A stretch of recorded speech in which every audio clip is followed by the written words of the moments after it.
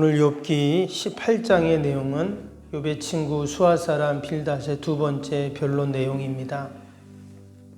앞에서도 빌닷이 한번 이야기했던 내용이 나왔습니다.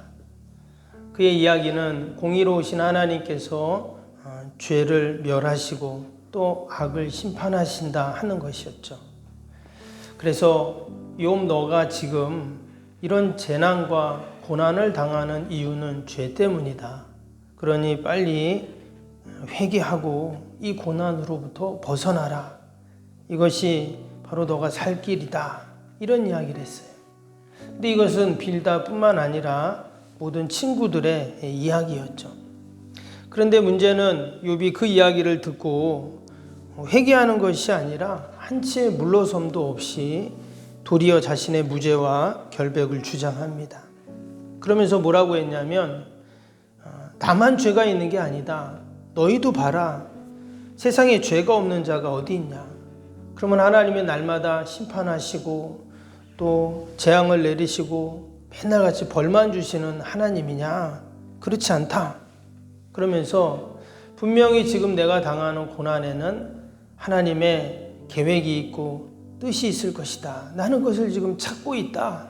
이런 이야기를 친구들에게 계속 하면서 친구들과 혈전과 논쟁을 벌이고 있습니다.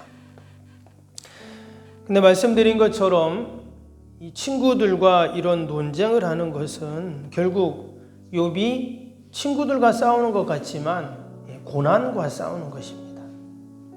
오늘도 이 18절을 쭉 읽어보면 그 고난이 얼마나 욥을 힘들게 하고 어렵게 했는가를 우리가 짐작을 할 수가 있습니다. 그런데 결국은 욥이 어떻게 합니까? 그 고난을 다 이겨내고 결국은 승리해서 마지막에는 갑절이 되는 은혜, 축복을 받는 것이 욥의 결론입니다. 우리가 이 욥기를 읽으면서 여러분 우리가 경험하는 고난을 넉넉히 이기는 그러한 은혜가 있어야 할 줄로 믿습니다. 지금이 사순절 기간입니다. 오늘 세 번째 주일인데요. 우리가 이 욥의 고난을 보면서 다시 한번 주님의 십자가 고난을 우리가 묵상하게 됩니다. 예수님이 십자가를 지시기 위해 예루살렘에 입성하실 때 예수님은 백마를 타고 입성하지 않으셨습니다. 나귀를 타고 예루살렘에 입성하셨죠. 온 인류를 구원하실 만왕의 왕께서 그 볼품없는 조그만 나귀 위에 앉으셔서 입성하십니다. 당시에 나귀는 촌부들이나 아낙네들이 타는 그런 짐승이었고 또 짐을 옮기는 이동수단이었죠. 예전에 어디 여행을 갔다가 이 나귀를 탈 일이 있었습니다. 근데 뭐 재미도 있겠다 생각했는데 타보니까 너무 불편했습니다. 도리어 걸어가는 게 더 나을 뻔했어요.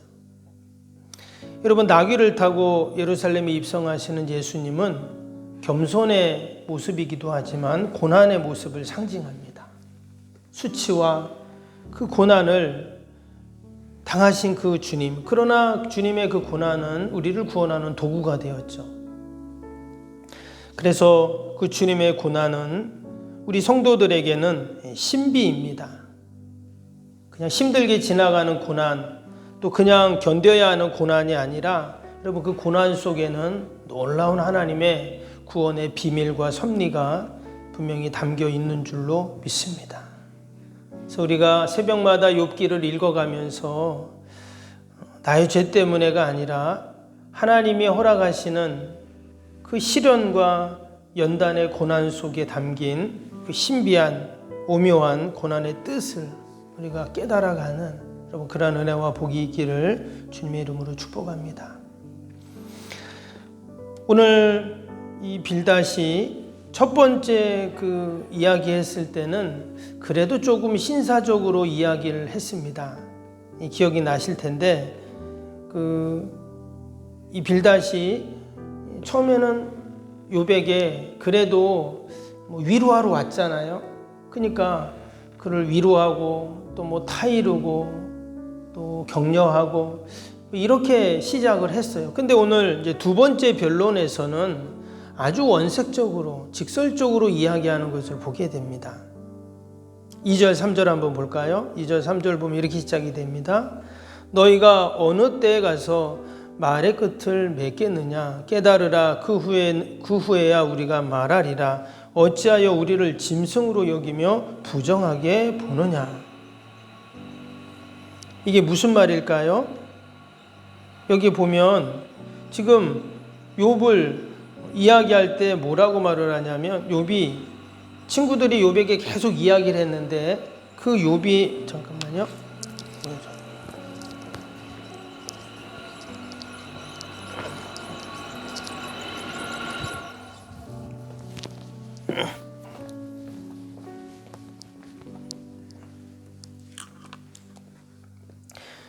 욥이 친구들에게 쭉 이야기를 했는데 그 이야기를 듣고는 지금 이렇게 말을 하고 있죠. 너가 우리를 짐승으로 여기고 우리를 지금 부정하고 있냐? 지금 이렇게 이야기를 했어요. 지금 빌닷이 단단히 지금 화가 난 그런 상태입니다. 우리는 조금이나마 욥을 도와주고 또 선의의 조언을 지금 해주고 충고해주고 있는데 욥 너는 하나도 말을 듣지 않고 그렇게 고집을 피우고 도리어 또 우리를 마치 짐승 취급하고 죄인 취급하는데 이게 맞냐? 이렇게 하면서 지금 친구가 이야기를 하고 있습니다. 그러면서 도리어 누가 죄인이고 누가 짐승이냐? 이렇게 지금 말을 하는 거죠. 그래서 5절 6절 보세요. 5절 6절에 악인의 빛은 꺼지고 그의 불꽃은 빛나지 않을 것이요 그의 장막 안의 빛은 어두워지고 그 위의 등불은 꺼질 것이요. 여기서 악인은 욥을 말하겠죠. 그러면서 그 악인의 장막, 그 집의 등불 또 불빛이 이제 결국은 다 꺼져버릴 거다. 한마디로 욥이 망할 거다는 얘기잖아요. 밑에 11절 12절도 한번 볼까요? 무서운 것이 사방에서 그를 놀라게 하고 그 뒤를 쫓아갈 것이며 그의 힘은 기근으로 말미암아 쇠하고 그 곁에는 재앙이 기다릴 것이며. 아주 악담 아닌 악담을 지금 그 빌닷이 하고 있습니다. 또 13절 보면 질병에 대한 이야기를 하죠. 지금 욥이 그 몹쓸 질병으로 고통을 당하고 있는데 그 얘기를 또 합니다. 또 19절도 보면 자녀들에 대한 이야기도 하고 있어요. 자녀들이 지금 다 죽었잖아요. 근데 그 얘기를 또 꺼내고 있습니다. 그리고는 마지막 21절에 보면 악인의 최후를 말하는데 뭐라고 말합니까? 21절 한번 보세요. 참으로 불의한 자의 집이 이러하고 하나님을 알지 못하는 자의 처소도 이러하니라. 결국은 욥 너는 완전히 망하고 끝나버릴 것이다.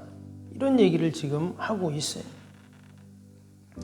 원래 이 빌닷이 8장에서 한번 얘기를 했습니다. 우리가 잘 아는 그 얘기 있죠. 너의 시작은 미약하였으나 나중은 창대하리라.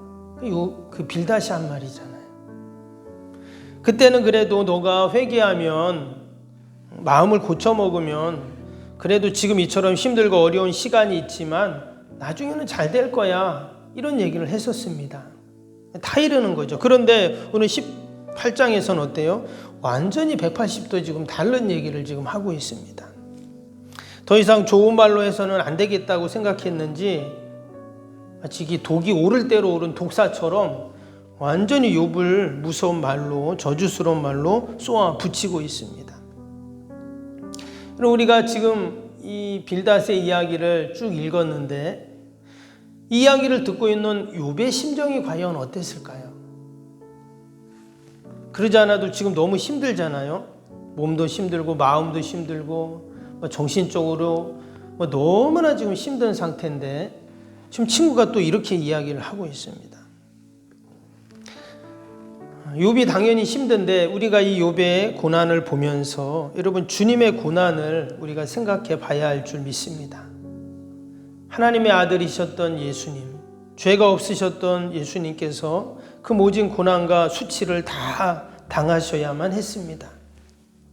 지금 욥이 당하는 이 고난과 수치를 그거와는 비교할 수도 없는 그 고난을 우리 주님이 당하셨죠. 이유가 무엇이었습니까? 바로 나의 구원을 위해서 주님은 그 십자가라는 고난을 당하셔야만 했습니다. 우리도 때로는 욥의 친구들처럼 고난을 죄악시하고 또 고난을 참 힘들고 어려워할 때도 있습니다. 그런데 주님이 당하신 그 고난도 그렇고 오늘 이 욥의 고난도 그렇고요.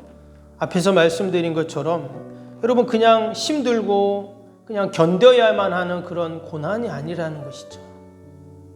그 고난 안에 무엇이 있습니까? 그 고난 안에 분명히 하나님의 뜻이 있다라는 거예요. 그래서 고난은 신비입니다.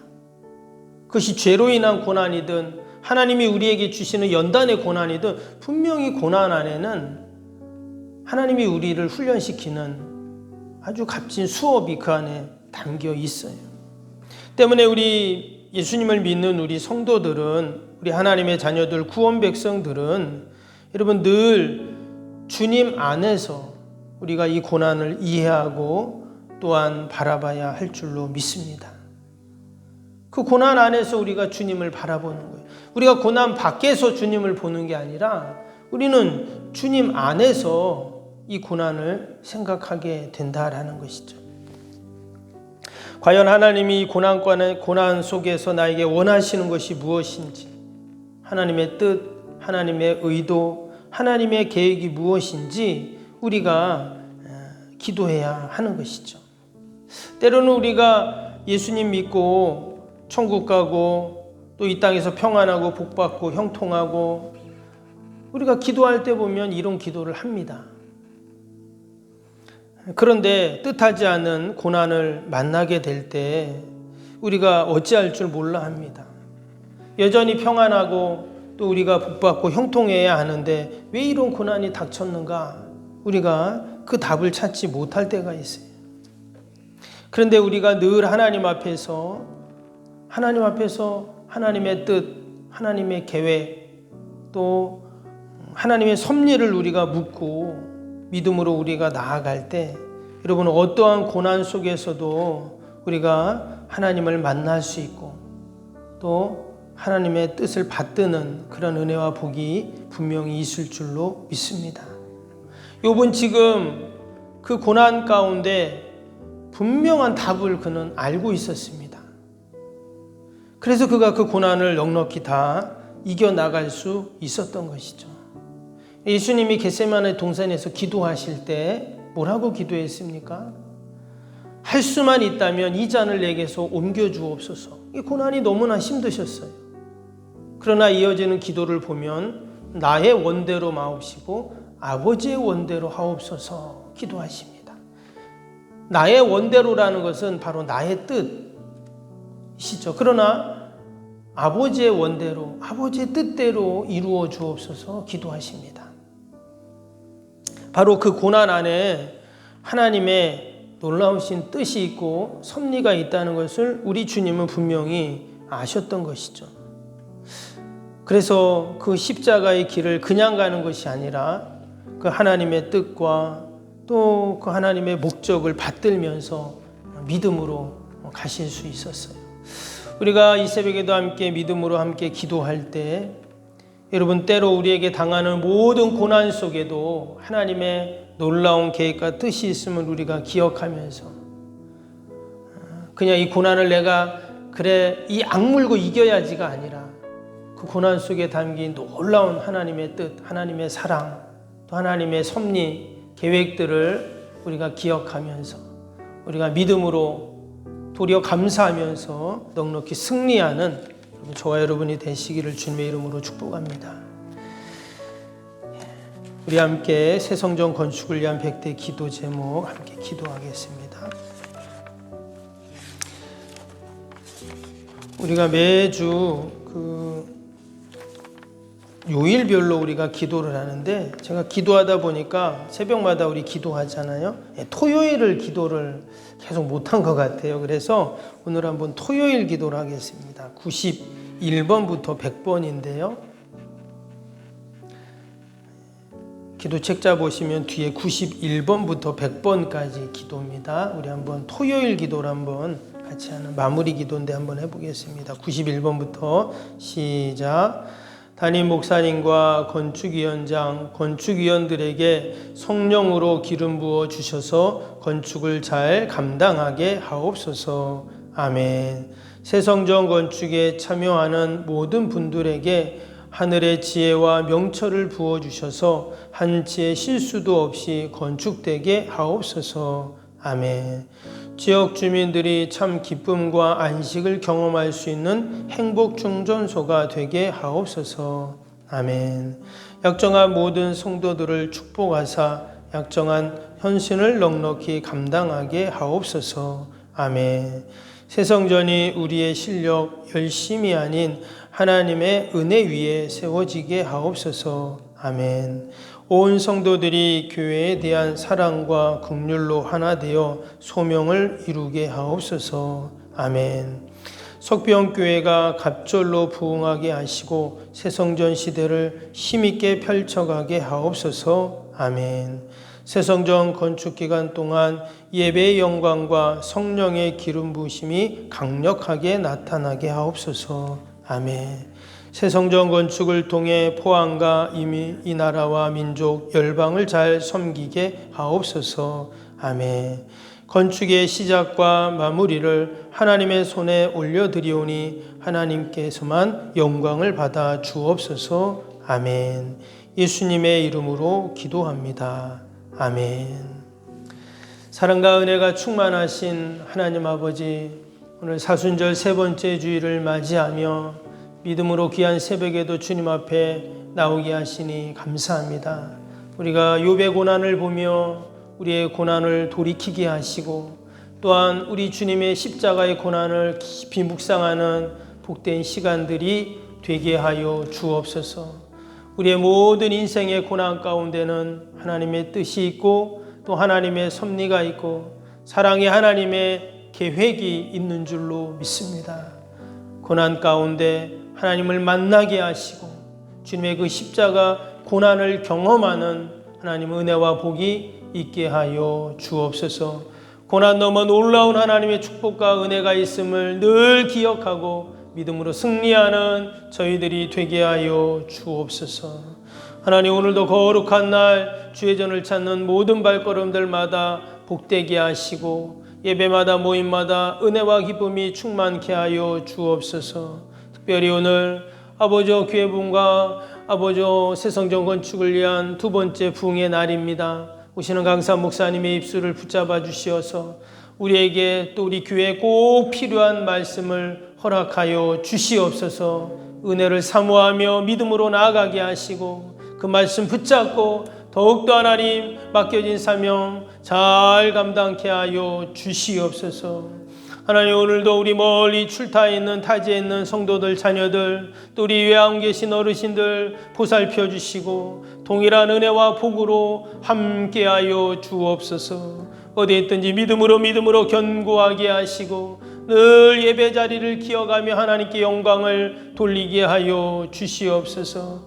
이 시간도 연약한 육신 붙잡고 주님 앞에 나왔습니다. 또 우리 병상에 있는 환우들, 연로하신 어르신들 다 돌보셔서 늘 강건케 하여 주시옵소서.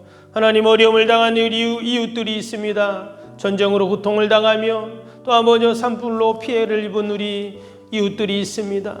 또 아버지 연약한 우리 이웃들을 돌보시고 늘 하늘의 은혜와 복으로 하나님 함께하여 주옵소서. 하루속히 하나님 그 모든 어려움의 시간들이 다 지나가게 하여 주시옵소서. 아버지, 이처럼 코로나가 여전히 하나님 확산이 되고 아버지 염려와 걱정 가운데 있습니다. 그러나 하나님께서 지키시고 보호하셔서 이 어려움의 시간들도 우리가 함께 기도하며 말씀 붙잡고 믿음으로 잘 이겨나갈 수 있도록 하나님 함께하여 주옵소서. 하나님이 지혜를 주시고 하나님이 늘 지켜주시고 보호하여 주시고 아버지, 늘 우리가 하나님께 영광을 돌리게 하여 주시옵소서. 아버지, 한 주간을 살면서도 주님의 고난을 깊이 묵상하게 하여 주시고 그 고난 가운데 담긴 하나님의 놀라운 계획과 뜻을 발견하는 저희 모두가 되게 하여 주시옵소서. 감사하며 예수님의 이름으로 기도하옵나이다. 아멘. 하늘에 계신 우리 아버지의 이름을 거룩하게 하시며 아버지의 나라가 오게 하시며 아버지의 뜻이 하늘에서와 같이 땅에서도 이루어지게 하소서. 오늘 우리에게 일용할 양식을 주시고 우리가 우리에게 잘못한 사람을 용서하여 준 것 같이 우리 죄를 용서하여 주시고 우리를 시험에 빠지지 않게 하시고 악에서 구하소서. 나라와 권능과 영광이 영원히 아버지의 것입니다. 아멘.